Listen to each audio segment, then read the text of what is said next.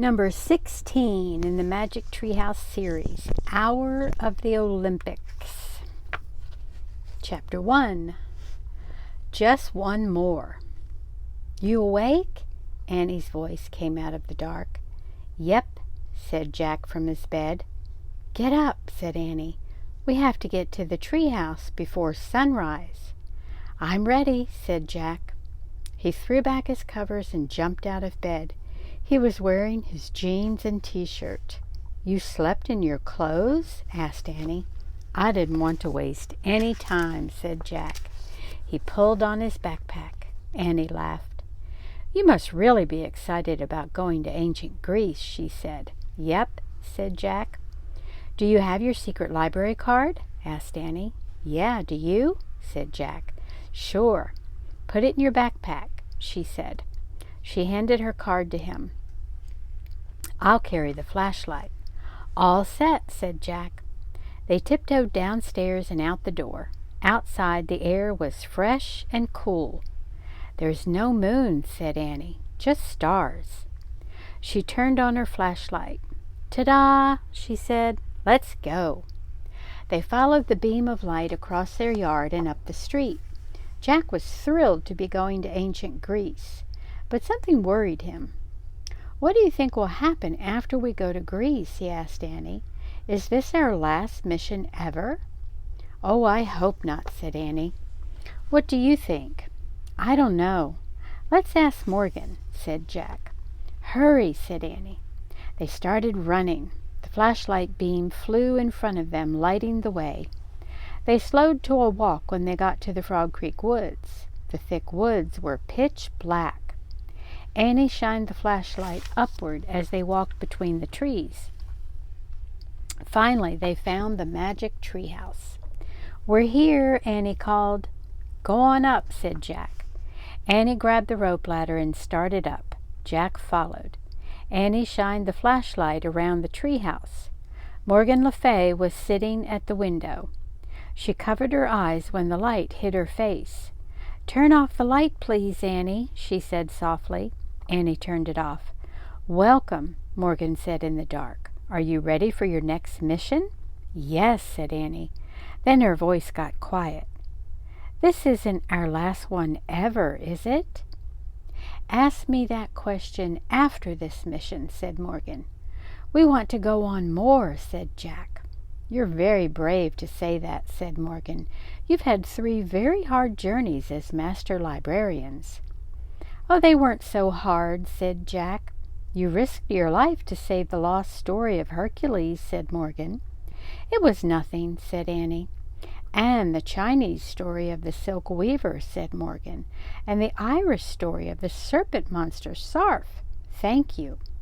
You're welcome, said Jack and Annie. Now, said Morgan, for the last story. Jack heard a rustling sound.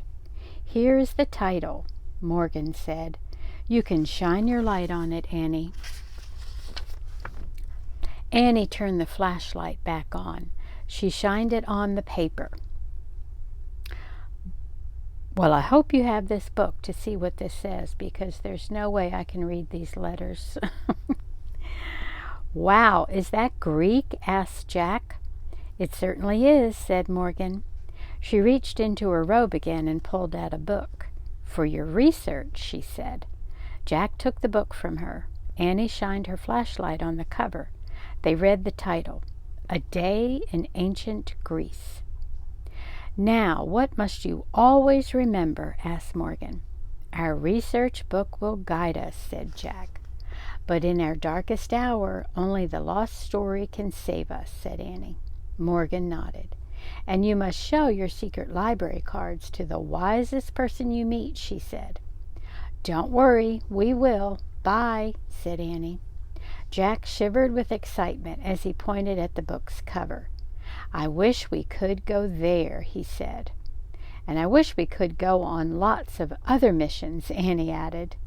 The wind began to blow. The treehouse started to spin. It spun faster and faster. Then everything was silent, absolutely silent. There's what's in the book. I hope you can see it. I guess those are Greek letters. There we go.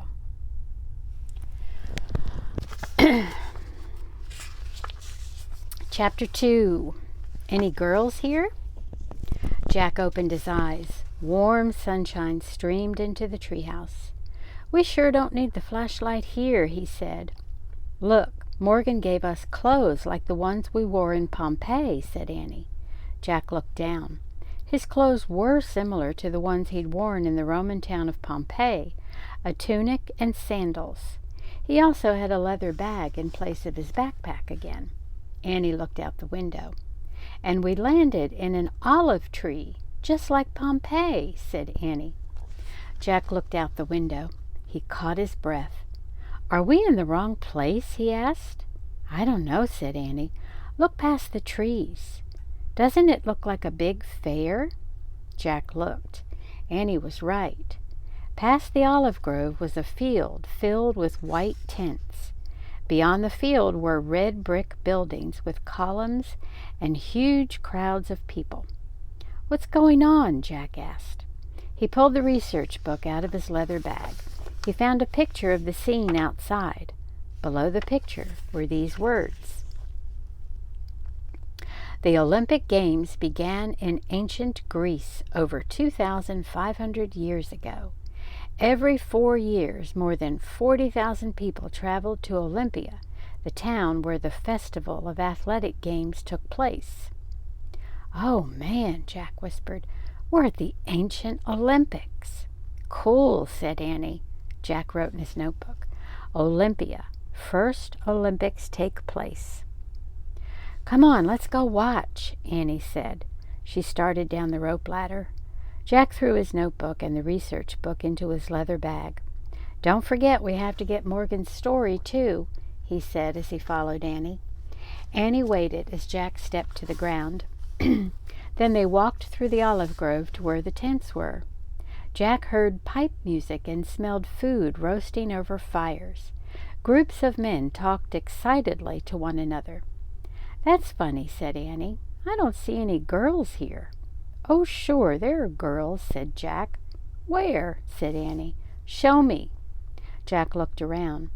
But he only saw men and boys, no women or girls at all. Then he saw an outdoor theater. A woman was standing on the stage. She had yellow hair and a purple tunic. There, said Jack, pointing. What's she doing? Asked Annie. A soldier was on the stage with her. He wore a long cape. A helmet with a red crest hid his face. The woman and the soldier were waving their arms and talking loudly to each other. I think they're doing a play, said Jack. I'll look. He pulled out the Greek book and found a picture of the theater. Listen, he said. He read aloud. The Greeks were the first to write plays. Many English words for the theater come from Greek words, such as drama, scenery, and chorus. Many Greek plays are still performed today. Hey, Jack, said Annie, you're wrong. When Jack looked up, he saw the woman had pulled off her wig. It was a boy dressed up as a woman. See, even she's a boy, said Annie. That's weird. Said Jack. He went on reading. A few actors would play many different parts in the same play. Women were not allowed to act, so men played the female roles too. That's not fair, said Annie. What if a woman wanted to be in a play? Don't worry about it, said Jack. He put the book away. Let's just take a peek at the Olympics, then find our story. He nudged Annie to move along. Just then he heard a voice. Wait! They turned around. A man with a short white beard was walking toward them. Hello, said the man. He was looking right at Annie. Who are you? Who are you? Annie asked boldly. Chapter 3. The Secret Poet. The bearded man smiled at Annie. My name is Plato, he said. Plato, said Jack. That name sounded familiar. "You may have heard of me," the man said. "I am a philosopher." "What's that mean?" said Annie. "A lover of wisdom," said Plato. "Wow," said Annie. Plato smiled at her. "It's odd to see a girl walking so bravely through Olympia," he said. "You must be from far away." "We're Jack and Annie," said Annie, "and we come from Frog Creek, Pennsylvania. It's very far away." Plato looked puzzled. Annie turned to Jack. "I think we should show him our cards," she said in a low voice. "He's a lover of wisdom." Jack nodded. He reached into his bag and took out the secret library cards. He showed them to Plato. The letters M and L that stood for Master Librarian glittered on the cards. "Amazing," said Plato. "I've never met such young master librarians. Why have you come to Olympia?" Jack pulled out the piece of paper with the title of the story. "We're looking for this story," he said. "Oh, yes," said Plato softly. "This was written by a brilliant poet, a friend of mine, in fact." "Do you know where the poet lives?" asked Jack. "Very near here," said Plato. "Will you take us there?" asked Annie. "Yes, but I must warn you. Never tell anyone who the poet is," said Plato. "It's a secret." "We won't," whispered Annie. Plato led them away from the outdoor theater. They started down a dirt road. It was crowded with people heading to the games. Plato stopped at the door of a sand-colored house with a brick roof. He opened the door and led Jack and Annie into an empty courtyard. "Wait here," he said. He disappeared through a doorway. Jack and Annie looked around. Rooms opened onto the sunny courtyard. Everything was quiet. "The people who live here must have gone to the games," said Annie. "I bet you're right," said Jack. He pulled out the Greek book and found a picture of a house. He read aloud. Men and women lived in separate parts of a Greek house. Women spent most of their time spinning and weaving and taking care of the kitchen. Boys were sent away to school when they were 7. Girls were not allowed to go to school. "Girls can't go to school?" said Annie. "How do they learn to read and write?" At that moment Plato returned. With him was a young woman dressed in a long tunic with a colored border. She was holding a scroll. Annie smiled a big smile. "Finally," she said, "another girl." "Jack and Annie, meet our secret poet," said Plato. Chapter 4. Not Fair. The young woman smiled at Jack and Annie. "How did you learn to read and write?" Annie asked. "I taught myself," the woman answered. "She wrote a poem and brought it to me," said Plato, "because I have written and told people that I think Greek girls should go to school and learn things." "Is that the poem?" said Jack. He pointed to the poet's scroll. "Yes," said the young woman. "It's a wonderful story," said Plato, "but she will get in trouble if it is read in our land. You must take it back to your faraway home where it will be safe." The poet handed Jack her scroll. He put it into his backpack. "Tell us your name," said Annie, "so we can tell people who wrote the story." The young woman shook her head. "I cannot," she said. When she saw Annie's sad face, she added, "You can tell people it was written by Anonymous." "That's your name?" asked Annie. "No, anonymous means that no one knows who wrote it," said Plato. "But that's not true," said Annie. "I'm afraid the risk is too great," said Plato. Annie looked back at the woman. "I'm sorry," said Annie. "It's not fair, not at all." The poet smiled at her. "I am happy that you will take my story to your country," she said. "Perhaps someday women everywhere will write books just like men." "They will," said Jack. "I promise." The young woman looked at him, puzzled. "It's true," said Annie. "Thank you, Annie," the young woman said. "And thank you, Jack." She bowed, then hurried out of the courtyard. "Wait," said Annie. She started to go after the poet, but Plato stopped her. "Come along," he said. "The games will start soon." Plato then led Jack and Annie out of the Greek house back onto the dirt road. "Girls can't write stories," grumbled Annie. "They can't go to school. They can't be in plays. I've had enough of ancient Greece. Let's get out of here." "Wait," said Jack. "What about the Olympics?" "Oh, yeah," said Annie. Her eyes got brighter. "I almost forgot." "Well," said Plato slowly, "I would like to take you both to the games. I have special seats in the viewing box. However," he looked at Annie. "Don't tell me," she said. "Girls can't go to the Olympics either." Plato shook his head. "A girl will get in terrible trouble if she goes to the games," he said. Annie sighed. "It's really, really not fair," she said. "I'm sorry," said Plato. "My country is a democracy. We believe in freedom for our citizens, but I'm afraid right now that only means men." "Annie's right. It's not fair," said Jack. "I think we should go home now." "No, Jack. You go to the Olympics," said Annie. "At least you can tell me about it. Take notes." "What about you?" Jack said. "I'll go back to that play at the outdoor theater," Annie said. "Meet me there when you're done." Jack didn't want to leave Annie alone, but he also didn't want to miss the Olympics. "Go, have fun," Annie said. She began walking away. "I'll see you later. Bye, Plato." "Bye, Annie," said Plato. Annie turned back again and waved. "I'll tell you all about it," Jack called. "This way," said Plato. He and Jack turned and joined the crowd heading toward the Olympic grounds. Chapter 5. Hi, Zeus. "This is the very first day of the games," Plato told Jack, "the day of the chariot races." "Oh, wow," whispered Jack. He couldn't believe he was going to see a chariot race.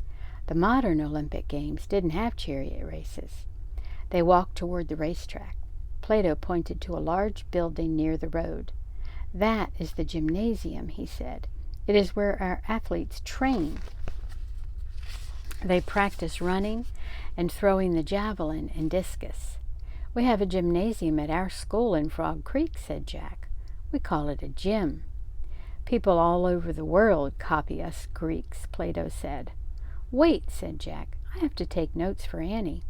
He pulled out his notebook and wrote, "Ancient Greeks invented gyms." "Okay, we can go," said Jack. He tucked his notebook under his arm. As they moved along, Plato pointed to a beautiful tree nearby. "The olive tree is our sacred tree," he said. "The winners of the games will wear crowns made from its branches." "Oh, wow," said Jack, and he wrote, "Olive tree is sacred." Next they passed a beautiful statue of a winged lady. "Who's that?" said Jack. "She's Nike, the goddess of victory," said Plato. Jack quickly wrote, "Nike is goddess of victory." "Nike is important to the games," said Plato, "but the most important Olympic god is in there." He took Jack to a brick building with huge columns. He stepped through the door. It was a temple. Jack gasped. In front of them loomed the biggest statue he had ever seen. The statue was at least 2 stories high. It was a bearded man sitting on a throne. "This is the temple of Zeus, and that is a statue of Zeus himself," said Plato. "The Olympic Games are played in his honor. He is the chief god of the Greek gods and goddesses." "Oh, man," whispered Jack. "Yesterday all the athletes came here," said Plato. "They swore to Zeus that they had trained for 10 months, and they promised to obey the rules of the games." The statue of the mighty Greek god stared down at Jack. Jack felt very small. "Hi, Zeus," he said. His voice was small, too. Suddenly, trumpet sounds came from outside. "The hour has come," said Plato. "We must hurry. The Olympic parade begins." Chapter 6. Mystery Man. Plato and Jack hurried past the crowd standing at the sides of the racetrack. Everyone was shouting and cheering. "I have seats next to the judges," said Plato. He pointed to a tall stand with rows of benches.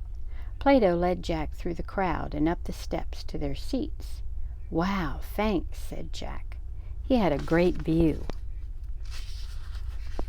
The Olympic parade had already started. Musicians playing pipes were at the front. Behind them marched the Olympic athletes, the best in all of Greece. Jack sighed as he watched the parade going around the track. Annie would really love this, he thought. The athletes in front are the runners, said Plato. Foot races are the oldest event of the Olympics. Jack pulled out his notebook and wrote, "Oldest event is foot races." Behind the runners are the boxers, said Plato. They're wearing special gloves and bronze helmets. Jack wrote, "Boxers wear gloves and helmets." Behind them are the wrestlers, said Plato, and Jack wrote, "Wrestlers." When Jack looked up again, he saw a soldier staring up at him from the sidelines. The soldier was dressed like the actor from the outdoor theater. He had on a long cape and a red-crusted helmet that covered most of his face. But something was strange. This soldier was short, really short. "Here come the discus and javelin throwers," said Plato, "and then the men in armor." "What do they do?" asked Jack. "They race wearing full armor," said Plato. Jack smiled to himself. He knew Annie would think that was funny. He wrote in his notebook, "Some runners race in armor." Jack finished writing. He looked back at the short soldier. "In a moment the chariot races will begin," said Plato. "Winning a chariot race is the greatest honor of the games." Jack just nodded. He was still studying the short soldier, who seemed to be looking back at him. Suddenly, a small hand came out from the soldier's cape. The hand gave a little wave. Jack gasped. It was Annie's hand waving. The short soldier was Annie. Chapter 7. Go, go, go. Jack stared in horror at Annie. She must have borrowed a costume from the theater. He remembered Plato's words.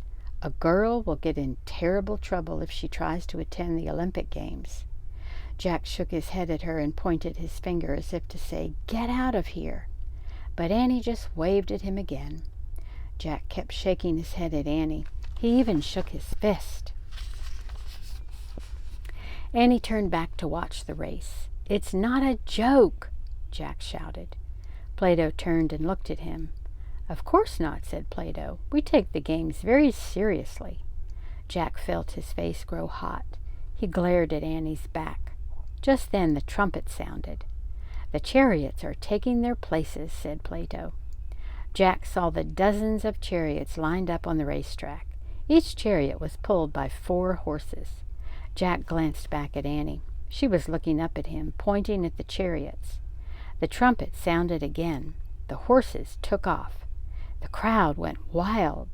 They were cheering and screaming and stamping their feet. Clouds of dust rose up as the chariots raced around the track. Annie turned back to watch the race. She began jumping up and down.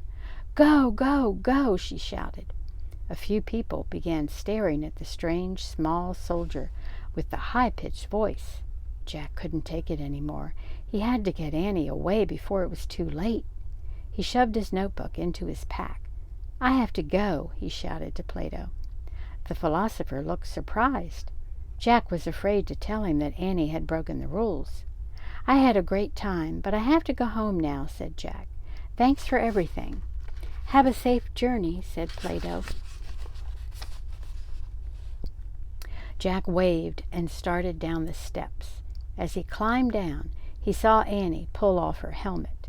Her pigtails flew up and down as she jumped and shouted, "Go, go, go!" Her soldier's cape fell off. Now lots of people were staring at her. Someone shouted for the guards. Annie was too busy cheering to notice anything. Jack moved as quickly as he could, but 2 big guards got to Annie first. Chapter 8. Save Annie. The guards tried to pull Annie away from the chariot race. Annie looked surprised. Then she looked angry. "Let go of me," she shouted. Jack rushed down the steps of the viewing stand. The guards were having a hard time pulling Annie through all the people. "Leave her alone," Jack yelled. His voice was lost in the noise of the race. He pushed his way through the crowd. "Leave her alone," he kept shouting. "Leave her alone." Finally, Jack reached Annie and the guards. He tried to grab her, but a guard blocked his way. "Let her go," yelled Jack. "I promise I'll take her home." More guards arrived. The crowd began to shout, "Arrest her! Arrest her!" The guards kept pulling Annie away. "Jack, the story!" cried Annie. Of course, thought Jack, the poet's story. This is definitely our darkest hour. He reached into his bag and pulled out the poet's scroll. He held the story up to the sky. "Save Annie," he shouted. But Jack's voice was again lost in the roar of the race as the 4-horse chariots barreled through the dust. Jack looked around wildly for someone or something to help them. Then suddenly the crowd fell silent. All heads turned to watch as a huge white horse galloped out of the dust. The crowd murmured with excitement and wonder. The white horse was the most beautiful animal Jack had ever seen. He was pulling an empty chariot, and he was galloping straight toward Jack. Chapter 9. Fly Away Home. The white horse stopped at the low wall by the edge of the track. "He's come for us," cried Annie. The guards stared in awe at the horse. Annie broke free and dashed over to Jack. He grabbed her hand and they ran to the horse. The guards shouted and started after them, but they were too late. Jack and Annie had already climbed over the wall and into the waiting chariot. "Go, go, go," Annie cried to the huge white horse. The horse reared and pawed the air. The crowd stepped back from the wall. The guards froze. Jack looked up to where Plato was now standing. Plato smiled and waved at him.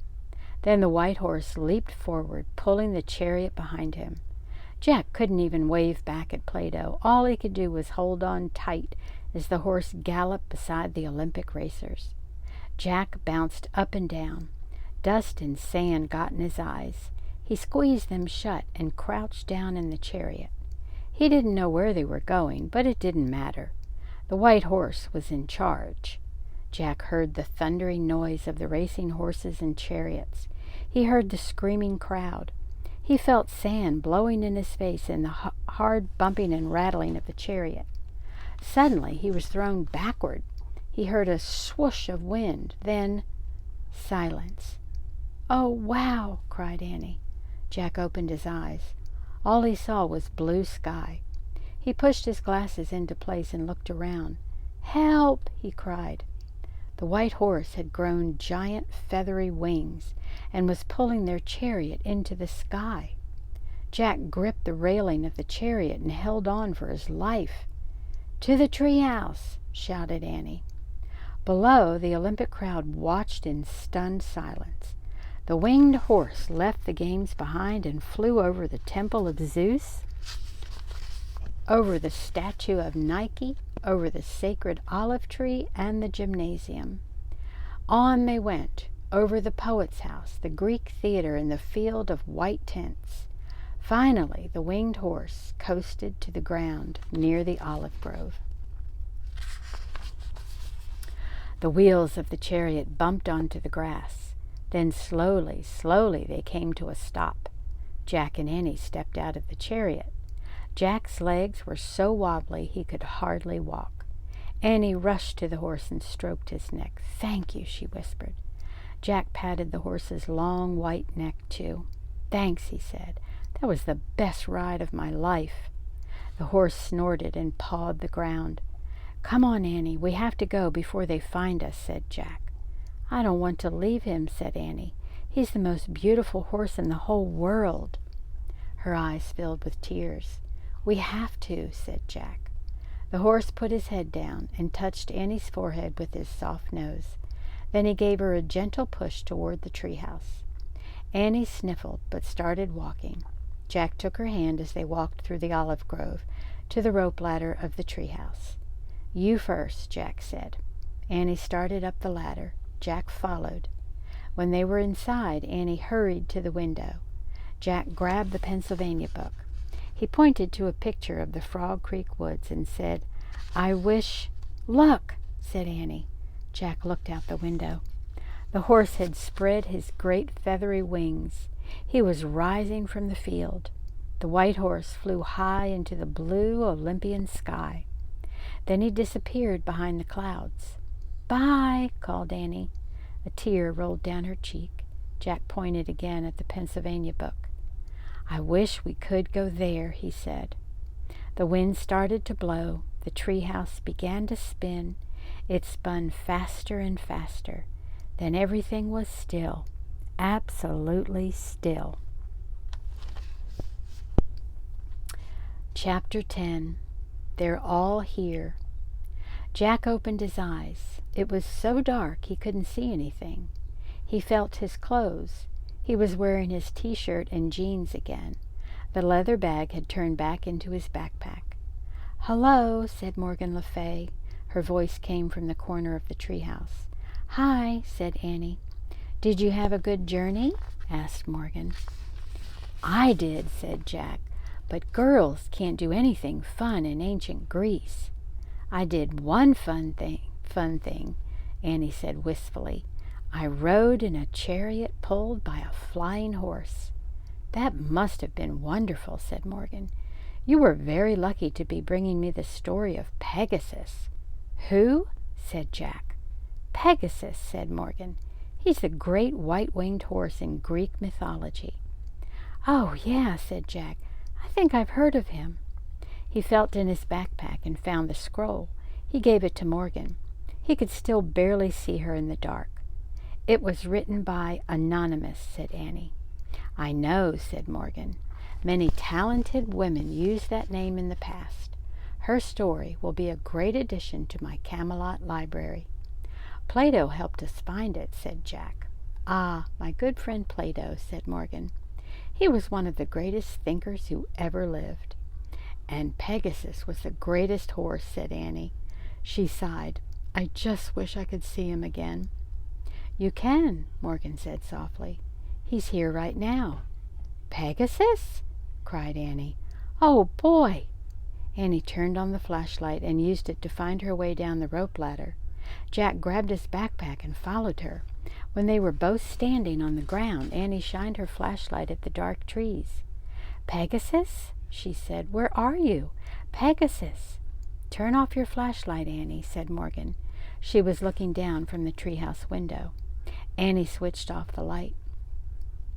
"In the night, you can see all the story characters that saved you on your last 4 missions," said Morgan.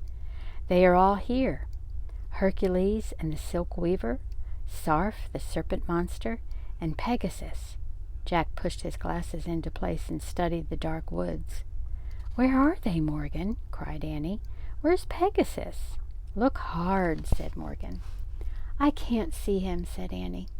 "Yes, you can," said Morgan. "The old stories are always with us. We are never alone." "Has Morgan gone crazy?" wondered Jack. "Look up," said Morgan. "Your friends are in the night sky. They are stars." "Stars?" whispered Jack. He stared at the shimmering field of tiny stars overhead. "Hercules is a constellation," said Morgan. "The Romans imagined him kneeling in the sky, holding a club over his head." Morgan waved her finger at the sky.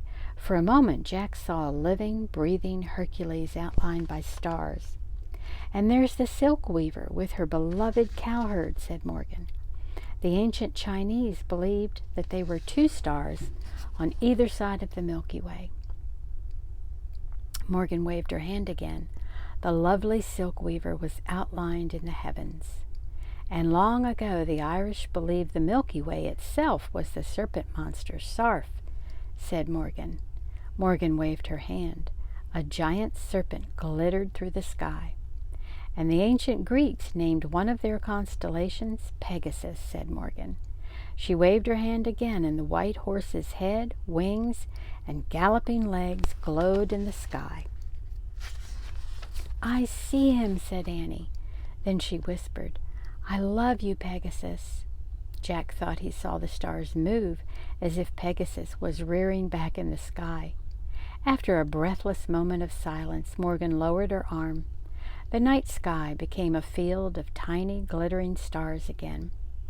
"You have done amazing work as Master Librarian," said Morgan. "I would trust you with any important mission." "Does that mean we're going on more trips?" asked Jack. "Indeed it does," said Morgan. "Many more." Jack smiled with relief.